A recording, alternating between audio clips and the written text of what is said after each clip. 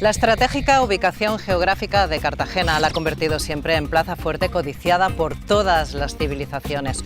Hoy su subsuelo nos recuerda a cada paso lo que fue. En Cartagena se da una circunstancia muy especial, que es la superposición de capas. La ciudad siempre está una encima de la otra. Este edificio ha sobrevivido a la guerra de independencia, ha sobrevivido al bombardeo cantonal, ha sobrevivido a la guerra civil, las guerras carlistas. Si esto hablara...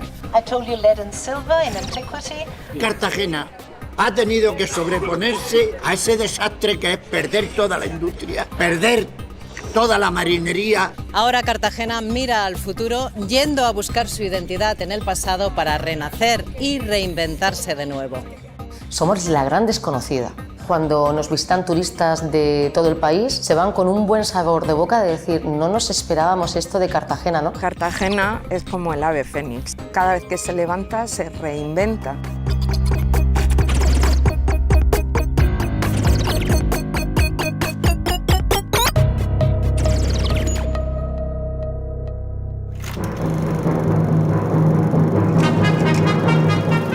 Son postales de Cartagena.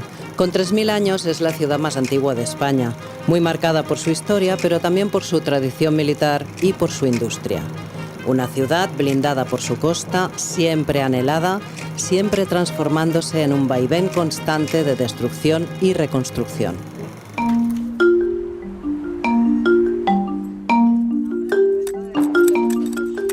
Esta parte de aquí es romana.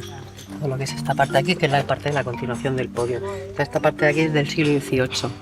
Esto sería esto es pintura romana. Hay que limpiarla para que se pueda visitar y se mantenga. A los cartageneros les gusta decir que tienen otra ciudad bajo sus pies. Y la verdad es que tienen más de una. Nos asomamos a las excavaciones del anfiteatro romano sobre el que en el siglo XIX se construyó esta plaza de toros.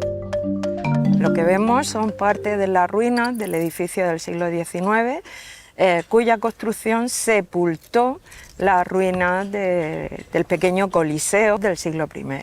Tratamos durante toda la intervención de poner en relación la unión de ambos monumentos, unidos además por una línea no física que creo que es muy importante, el mensaje de la lucha del hombre contra las fieras. El hallazgo de la campaña ha sido la fosa bestiaria, que es el surco que encontramos aquí en el suelo, que como su nombre indica es la fosa que atravesaba toda la arena del anfiteatro, en los subterráneos, por donde pues subían los leones, las fieras a la arena, mediante ascensores rudimentarios por poleas, y crear pues una sorpresa, una sensación de algo que no se esperaran los espectadores en las gradas. Nos encontramos en una de las estancias más importantes del anfiteatro, que son las cárceres. Podría ser un almacén, otras se tratarían de vestuarios o de zonas de servicio, en fin, todas las habitaciones que hoy vemos, por ejemplo, en un campo de fútbol.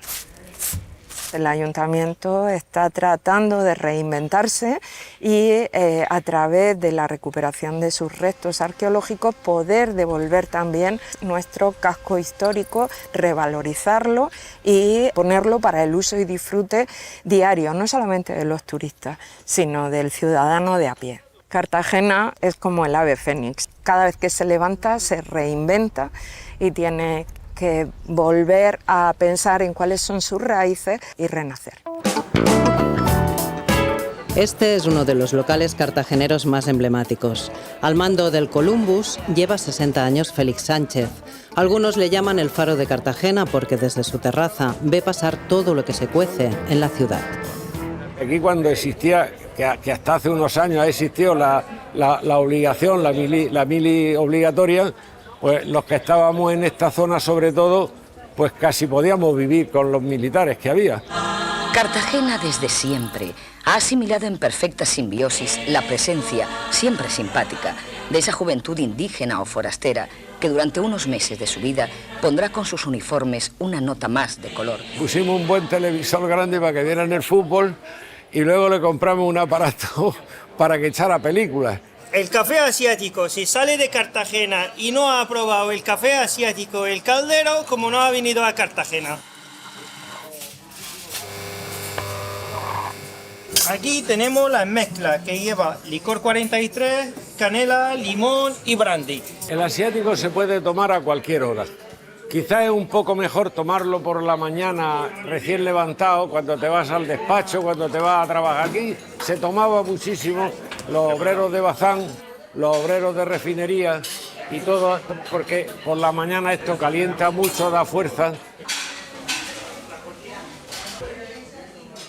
Mi amigo Pedro, militar jubilado de la Marina, mi amigo Lorenzo, mi amigo Domingo. Yo terminé el bachiller en el año 54. Chacho, ¿qué vas a hacer? Digo, yo me quiero meter voluntario en la Marina, pero te juro, papá, que voy a procurar llegar a lo máximo que pueda. El espíritu castrense, por el espíritu de los cartageneros en ser militares, en ese orden, en esa disciplina que se les inculca a los militares. El ejército en Cartagena económicamente ha sido rentable, pero también ha tenido sus perjuicios.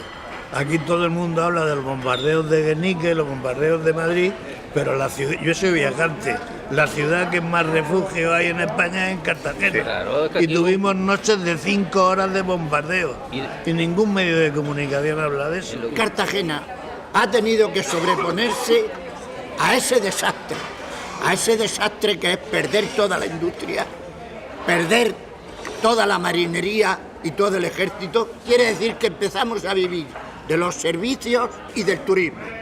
Si a esto nos quitan los trenes que teníamos a Madrid y no tenemos trenes, nos hacen polvo. Y es que sobreponerse a las adversidades ha sido el destino de esta ciudad. Cartagena se ha tenido que ir reinventando a través de los siglos. Cada capa de su subsuelo nos arroja luz sobre un pedacito de su historia. En Cartagena se da una circunstancia muy especial, que es la superposición de capas. La ciudad siempre está una encima de la otra y siempre ha sido provocada por guerras o por destrucciones. Al destruirse la ciudad se tiene que volver a crear una nueva ciudad y se utilizan generalmente las mismas piedras. Por eso no nos extraña ver en la catedral elementos que son del teatro romano y así pasa en Cartagena continuamente. Es la historia de Cartagena superpuesta capa a capa. Estaríamos ante una de las ciudades más antiguas de España. Fenicios, griegos, cartagineses siempre van a venir a esta ciudad por sus condiciones naturales y el puerto está protegido a todos los vientos. Pero aparte posee una serie de instalaciones militares como eran los castillos. En Cartagena tenemos 5 castillos. Tenemos baterías, tenemos murallas, tenemos baluartes, tenemos fortines, más de 190 elementos catalogados, aunque hay alguien que habla incluso hasta de 400. Eso es algo único y universal, no hay ninguna otra ciudad en el mundo, ni en el Mediterráneo, que posea esa capacidad de defensa, que es lo que hizo que Cartagena fuera inexpugnable. Cartagena siempre se ha identificado con 3 épocas, la época romana, que es la máximo de esplendor, pero luego tiene una gran revolución que es en el siglo XVIII, con la construcción del arsenal militar y crearse el departamento marítimo, y luego también a principios del siglo XX con todo lo que es el modernismo y otra vez el florecimiento de las minas. El siglo XVIII y el siglo XIX, con todo el movimiento de la revolución, en un hecho histórico que para mí es el más importante, que es la sublevación cantonal. Una sublevación que va a conllevar la propia destrucción de la ciudad de Cartagena. Lo que se quiere es mejorar la vida de la gente, la jornada laboral de 8 horas, o abolir la esclavitud, o instaurar el divorcio. Y bueno, y durante esos 6 meses Cartagena se autoproclama como independiente, ¿no? Pero no va buscando su propia independencia, lo que quiere es provocar que en Madrid se constituya la República Federal. El enorme volumen de patrimonio de Cartagena precisa de una ingente cantidad de recursos para conservarlo, y a veces las subvenciones para privados se pierden por lentitud administrativa. Es lo que les ha pasado a los vecinos de la Casa Palacio del Almirante Escaño, que tienen que sufragar las obras estructurales del edificio para que no caiga a pedazos. En esta zona concretamente se puede ver cómo todo esto está inclinado hacia esa zona de allí. Se soltó por la propia tensión, la escalera arrastró lo que es el pasamanos y ahora se supone que el riesgo no tiene. No de colapso del edificio entero, pero sí alguna zona puntual. Ha habido filtraciones, ha estado bastante abandonado. A ver, esta es la casa. Esto es el salón, que da a la calle Medieras. Esto era el gabinete. Entonces aquí era donde las damas tenían su tocador y para vestirse, y los caballeros pues tenían a lo mejor un escritorio o algo así. Pues no tenía mal precio y entonces pues dije, pues bueno, no era fácil, iba a llevar trabajo, pero yo era joven, tenía tiempo, no tenía prisa por irme de las casas de mis padres y digo, pues, voy ahorrando. La fachada está protegida por la comunidad autónoma y una parte del edificio está protegida por el ayuntamiento. Entonces, cuando tienes que pedir cualquier permiso, una administración involucra a la otra. Y entonces se demora mucho el proceso. De hecho, hemos tardado 3 años en que nos dieran la licencia de obra para rehabilitar el edificio. Entonces, hasta que no se rehabilite estructuralmente, no tiene sentido hacer nada. Este edificio ha sobrevivido a la guerra de independencia, ha sobrevivido al bombardeo cantonal de la revuelta de Cartagena, guerra civil, a guerras carlistas. Si esto hablara, es una maravilla. ¿Te has arrepentido de haberlo comprado? ¿Alguna vez? La ciudad lidia con la a veces ardua tarea de la convivencia de la Cartagena del siglo I con la del siglo XXI. La preservación del patrimonio, sin embargo, no frena el interés de las inmobiliarias en invertir. Ahora mismo Cartagena es una buena zona para invertir, contamos con muchísima demanda y hay falta de oferta, tanto para compraventa como para alquiler sobre todo. Cartagena es una ciudad pequeñita, pero claro, contamos con 4 universidades, contamos con varios hospitales y contamos con varias empresas que son muy grandes como Navante, como Repsol, que eso hace que venga muchísima gente de fuera. Ahora mismo aquí en el casco histórico los alquileres rondan unos 800-900 euros de media por vivienda. De venta, obra nueva, estamos hablando de 2.500, 2.800 el metro cuadrado. ¿Nos enseñas pues un piso que tengáis a claro. la venta o en alquiler? Por supuesto, ¿vamos? La problemática de muchos inversores, porque lo más seguro es que cuando te pongas en obra te vayas a encontrar con algo así. Si te fijas, en todo el centro de Cartagena no hay parking, no hay parking subterráneo porque está todo con este tipo de arquitectura romana y lo que hace es paralizar la obra de inmediato. Bueno, pues esta es la vivienda recién reformada, son aproximadamente 80-90 metros cuadrados, 2 habitaciones y 2 baños, uno de ellos en suite. Este sería el otro baño, con otra habitación. Aquí tenemos la cocina, totalmente nueva. Y por último el comedor, con todas las vistas hacia todo el foro romano y todo lo que hay arriba es la zona del molinete. Bueno, pues esta vivienda se ha vendido en torno a los 180-190.000 euros. Tienes la posibilidad de tener una vivienda totalmente reformada, acomodada y bonita, con esa fachada modernista tan bonita y es lo que enamora de Cartagena, la fachada. Si hay algún lugar en Cartagena en el que se detiene el tiempo es en la Algameca Chica, también conocida como la pequeña Shanghái murciana. Este poblado de barracas, nacido a finales del siglo XVIII, transpira encanto y libertad. Hace más de medio siglo que la Algameca Chica resiste al margen del Estado y lucha por no ser derribada. Aquí tengo lo que es el embarcadero, que aparte lo hemos adaptado para en verano salirnos aquí y tomar el fresco por las noches, la familia, y para tener el barco. Todos tenemos un barquico para salir de pesca, hobby. Salimos a pescar y a bañarnos con la familia. Las calas que tenemos ahí que son prácticamente vírgenes. Para vivir aquí, con las condiciones que tenemos, te tiene que gustar esto y saber vivir de la naturaleza y de los recursos que te dan, tanto el sol como el agua. El vecino que tiene un remolque con un bidón, vamos al nacimiento que tenemos aquí a 800 metros, nacimiento natural, llenamos y vamos abasteciendo a los vecinos que no pueden. Alcantarillados tenemos pozos ciegos.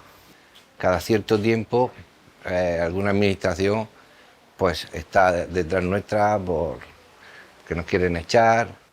Buen día. ¿Qué tal, Miriam? Bien, esta es mi casa, bienvenidos en este pedacito de cielo, digo yo. Este es mi paraíso. Es una casa pequeña, pero pues con mucho amor. Por lo menos tenemos las cosas básicas. Estos son las baterías para las placas solares, porque acá no tenemos la energía eléctrica. Tuvimos la oportunidad de que, como él es de acá y tenía una persona que cedía, porque acá se cede la vivienda, entonces nos quedamos con esta casa. No puede haber venta de esto porque esto no es legal. Es alegal. Se cede gratuitamente, entre comillas.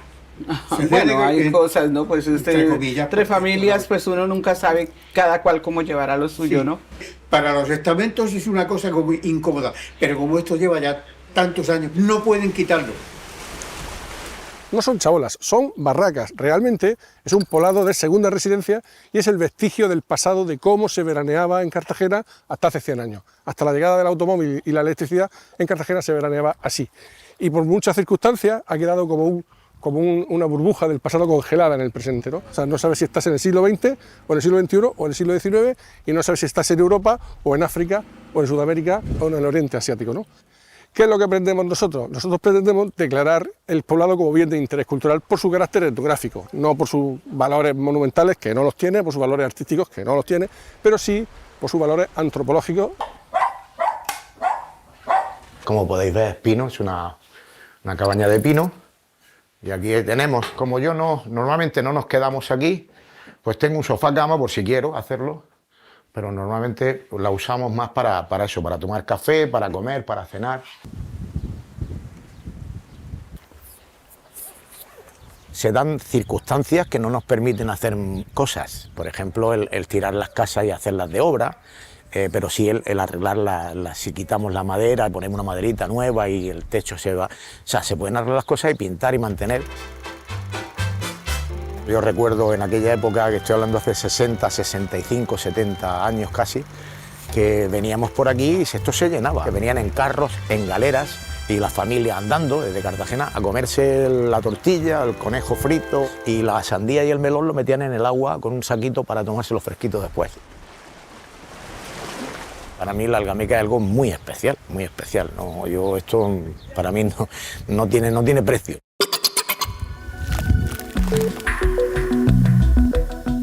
En las diferentes capas del subsuelo de Cartagena también encontramos contaminación, la que han dejado las empresas químicas que han explotado el entorno y que en momentos de vacío legal se han llevado los beneficios y han dejado los residuos.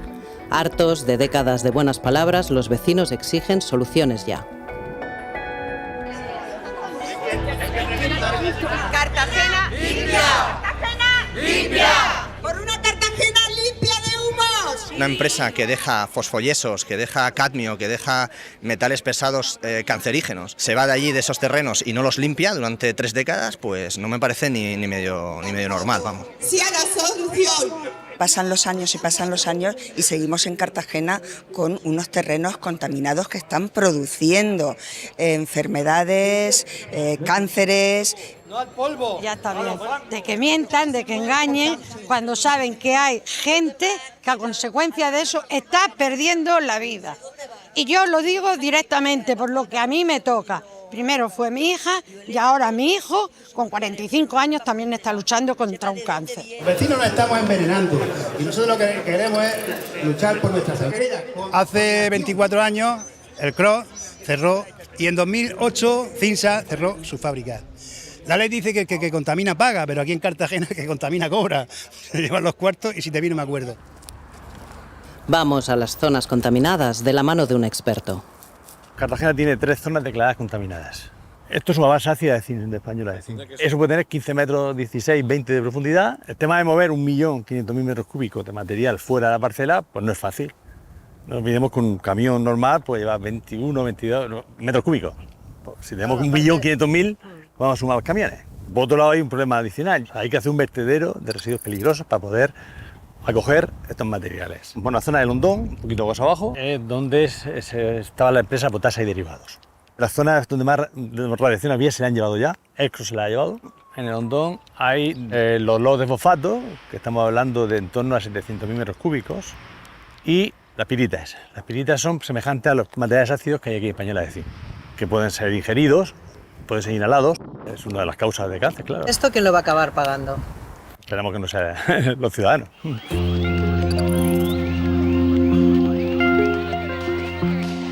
Otra de las luchas más simbólicas de Cartagena fue el día que ardió el Parlamento murciano. El 3 de febrero de 1992, los trabajadores de Bazán se manifestaron frente a la Asamblea Regional en defensa de 15.000 puestos de trabajo. La ciudad se desangraba por la reconversión industrial. Un cóctel Molotov inició las llamas que hicieron historia.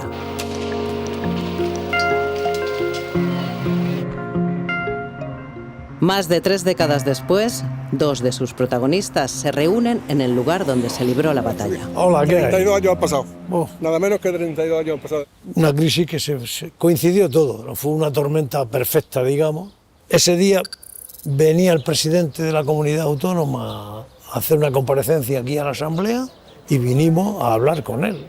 Lo que nos sucedió a nosotros en 1992 es que la reconversión industrial aquí llegó una década más tarde que en el resto de cuencas industriales de España. En aquel momento la Comunidad Económica Europea determinó que no podía haber 40.000 trabajadores del naval en España, tenía que haber muchos menos, y había que reducir plantilla a toda costa. 4 sectores completos se vienen abajo: el naval, el minero, el metalúrgico y el de los fertilizantes. Y eso viene a suceder en 1992, que es el año esplendoroso de España, el año de la Olimpiada de Barcelona. Todo el país le parecía ir bien y en Cartagena le iba mal. Estábamos palpando, claramente estábamos palpando. Eso incrementaba mucho la rabia de la ciudadanía. Todo el mundo veía que la ciudad se venía abajo. Lo único que recibíamos eran muy malas noticias de los políticos y policía antidisturbios. Decidimos irnos.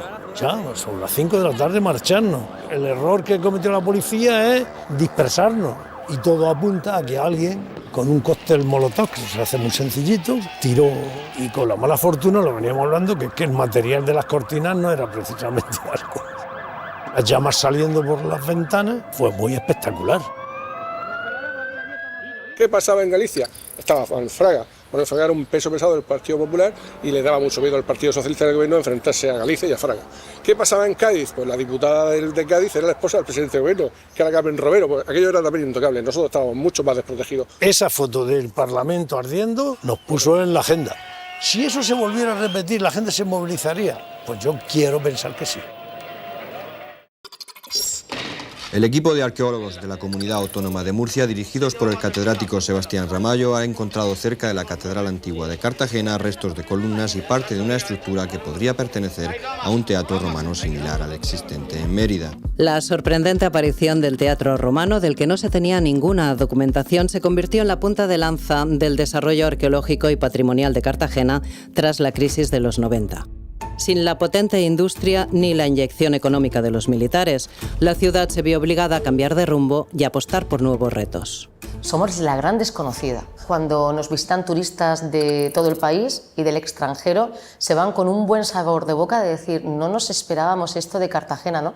No esperábamos una ciudad abierta al mar, que está recuperando su puerto. Nada que ver a lo mejor con la Cartagena gris y la Cartagena militar en ese momento de los años también 90, que tuvimos una crisis. Ahora estamos en una Cartagena que es una gran capital turística, una gran ciudad tecnológica, donde se están construyendo actualmente los submarinos del futuro.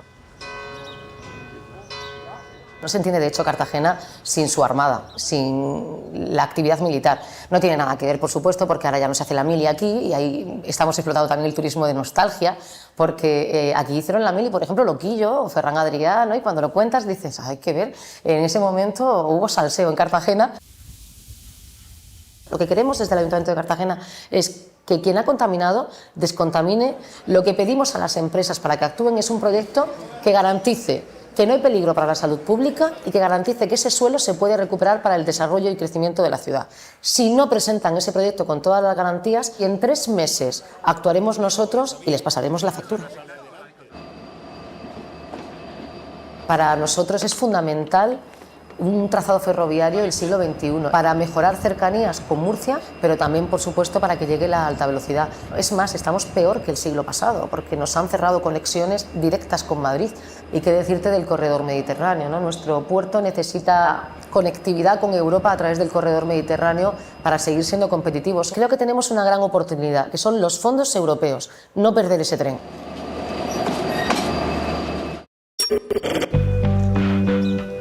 Aunque los militares de reemplazo ya no poblan el paisaje cartagenero, el Arsenal sigue siendo emblema de la ciudad. Ahora con la apuesta de adecuarlo al siglo XXI del almirante del enclave militar, Alejandro Cuerda. ¿Qué tal?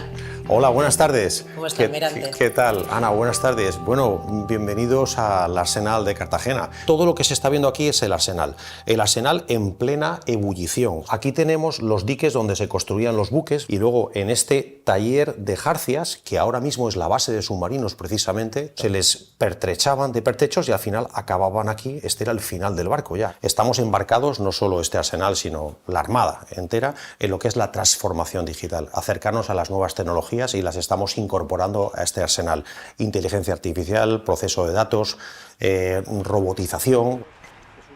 Ahí tenemos por fin el submarino Isaac Peral S-81, bellísimo, tremendo. Nada, es el reto tecnológico más grande que ha tenido la industria de ingeniería naval en España. Ha sido un programa largo en el tiempo, la orden de ejecución nació en el año 2004 y estamos en 2024, ya tenemos el submarino, el primero de ellos entregado a la Armada dentro de la liga de los submarinos diésel no nucleares. Es el submarino más avanzado que existe ahora mismo en el mundo entero. No es algo exclusivo de España el que hayamos tenido tropiezos. Otros países del mundo, hay que decirlo, han tenido problemas y muy importantes con sus submarinos y sobre todo cuando son prototipos, como Francia, como Inglaterra y como Estados Unidos. Este arsenal es base de estacionamiento de 21 unidades, tenemos buques cazaminas, tenemos buques de SG Pesca, colaboran con la vigilancia de pesca, el Hespérides que va a la Antártida, cada cual más veterano. Una media de 27 años de edad, la verdad es que estamos en un momento de necesidad de renovación de unidades navales, estamos en ello. El Arsenal ha sido el motor socioeconómico de Cartagena durante más de 250 años. No podemos entender al Arsenal sin Cartagena y a Cartagena sin el Arsenal. Yo creo que es una unión, es una simbiosis total a lo largo de la historia.